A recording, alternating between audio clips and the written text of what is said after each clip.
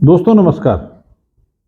हमारे जननायक की इस कड़ी में हम बात करेंगे देश के पांचवें आम चुनाव में जो लोकसभा के चुनाव हुए और तत्कालीन उत्तर प्रदेश के अंतर्गत उत्तराखंड के जो 5 लोकसभा क्षेत्र आते थे, उन 5 लोकसभा क्षेत्र से 1971 के आम चुनाव में जो लोग सांसद के रूप में चुन करके गए उनके बारे में और जिन लोगों ने इन चुनाव में प्रतिभाग किया उनके बारे में। तो आइए बात करते हैं सीट लोकसभा क्षेत्र संख्या 1 टिहरी गढ़वाल से। इसमें कुल मतदाता थे 5,03,143, जिनमें से जिन 6 लोगों ने चुनाव में मैदान में प्रतिभाग किया उनको कुल जो वोट पड़े 1,48,318, मतदान प्रतिशत रहा 29.48। और इन मतों में से जो वैलिड वोट थे जिनके आधार पर चुनाव का फैसला हुआ 1,43,202।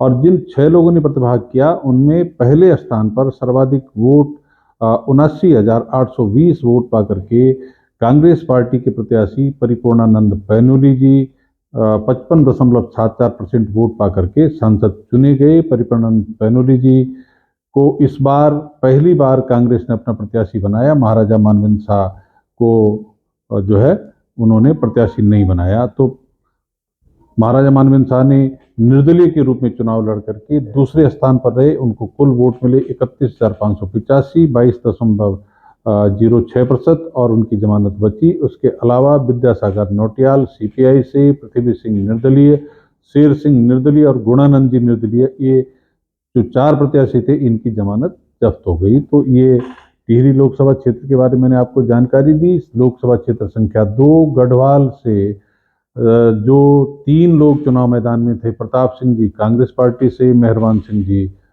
एनसीओ कोई लिखा पार्टी का नाम, और तुंगल सिंह जी निर्दलीय, इन 3 लोगों ने चुनाव लड़ा। कुल जो वोटर इस सीट पर थे इस चुनाव के लिए वो 4,56,149 वोटर में से 1,45,398 यानी 31.88% लोगों ने मतदान में भाग लिया। और जो वैलिड वोट था वो 1,40,049, और इसमें से 1,40,049 वोट में से कांग्रेस पार्टी के प्रत्याशी प्रताप सिंह जी को 1,10,971 यानी 79.24% वोट, भारी बहुत अच्छा वोट पड़ा और वो सांसद चुने गए।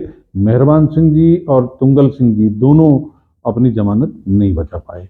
लोकसभा क्षेत्र संख्या 3 अल्मोड़ा से इस 1971 के चुनाव में 3 लोगों ने प्रतिभाग किया, और इन 3 लोगों को जो कुल मतदाता थे इस सीट पर 4,83,252 लोग, उनमें से 1,39,400 लोगों ने 28.85% लोगों ने मतदान में भाग लिया। कुल वैलिड वोट जो काउंट हुआ 1,33,719, और उसमें से कांग्रेस पार्टी की नरेंद्र सिंह जी को 89,751 यानी 67.12% वोट पड़ा और वो सांसद चुने गए। शोभन सिंह जीना भारतीय जनसंघ के, उनको वोट पड़ा 35,330, 26.42%, उनकी जमानत बच गई। और मदन लाल जो निर्दलीय थे उनको 8,638 वोट के साथ उनकी जमानत जब्त हो गई।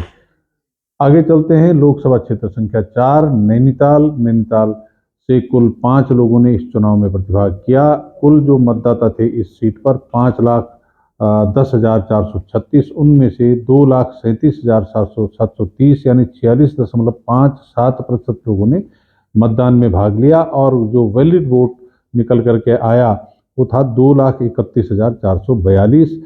कृष्णचंद्र पंत कांग्रेस पार्टी के प्रत्याशी 1,59,937 यानी 69.10% वोट पा करके दूसरी बार सांसद चुने गए। दया किशन जो एनसीओ के प्रत्याशी थे 59,940 वोट पा करके दूसरे स्थान पर रहे, इनकी जमानत बच गई। और उसके बाद जनप्रिय गौतम निर्दलीय, नरूम बेगम निर्दलीय और ए रऊफ निर्दलीय, ये 3 लोग जो चुनाव मैदान में थे इनकी जमानत नहीं बच पाई। इस 1971 के चुनाव की उत्तराखंड की आखिरी सीट और उत्तर प्रदेश की आखिरी नंबर की सीट लोकसभा क्षेत्र संख्या 85 देहरादून की हम बात करें। इस देहरादून सीट पर इस चुनाव में 11 लोगों ने प्रतिभाग किया। कुल मतदाता थे 2,84,188, जिनमें से कुल जो मतदान हुआ 2,84,188, 55.22%, और वैलिड वोट इसमें से निकला 2,77,681, क्योंकि बैलेट पेपर का जमाना था तो लोग बैलेट पर मोहर लगाने में गलती करते थे और बड़ी संख्या में वोट जो है इनवैलिड हो जाते थे। और इस चुनाव में मुल्की राज्य को इस बार कांग्रेस ने अपना प्रत्याशी बनाया और उनको मिले 1,90,160 वोट, यानी 68.48%। और नित्यानंद स्वामी जो भारतीय जनसंघ के थे उनको मिले 48,635, यानी 17.51%।